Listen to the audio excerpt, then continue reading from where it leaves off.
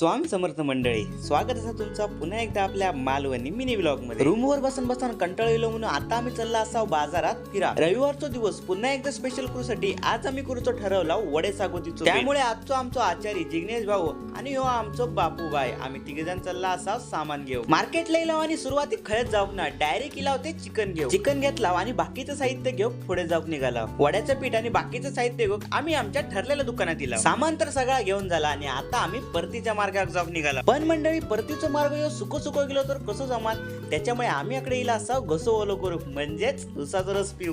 10 रुपयाचा एवढा मोठा ग्लास आधी भरून घेतला आणि मग एकमेकांका चीअर्स करून पिऊक सुरुवात केला। गरमीच्या दिवसात थंडगार उसाचा रस पिऊची मजा काही वेगळीच असा। त्यानंतर लगेच रूमवर इलाव आणि आजच्या मेनूची तयारी करूक सुरुवात केला। सुरुवातीक म्हटलं वडे करून घ्याव्या कारण त्यांकाच जास्त वेळ लागता। त्यानंतर आजचो मेन ऐवज म्हणजे आणलेला चिकन पहिला साफ करून घेतला। त्यानंतर बाजारातले सगळे प्रकारचे मसाले घालून चिकन चांगला मॅरिनेट करून ठेवला। आतमध्ये चिकन होईपर्यंत ह्या गाड्यांनी बाहेरकडे वडे पण थापूक घेतले। घराकडे जर ह्याच काम यांका करूक सांगितले नाही असताना तर ह्याची तोंडा परतली असती, पण अकडे स्वतःच करून खावचं लागता त्याच्यामुळे नाईलाज असतो यांका करूचाच लागता। बाहेर वडे थापूक घेतले आणि तोवर आमच्या घरनी नकडे वडे तळूक पण घेतले। अशा कामांत आमच्या ह्या घरणीचो हात कोणच धरू शकत नाही। जसा जेवण तयार झाला तसो वेळ न दवडता लगेच सगळ्यांनी खाऊक पण सुरुवात केला, कारण ह्या सगळा करीपर्यंत आमका बरोच उशीर झालो होतो। वडे सागोतीचो आजचो बेत एवढं भारी झालो होतो की खाताना पण तोंडातून पाणी येत होतं। तर मंडळी आजच्यासाठी एवढाच, भेटूया मंडळी पुढच्या व्लॉग मध्ये। तोपर्यंत मंडळी स्वतःची काळजी घ्यावा। धन्यवाद।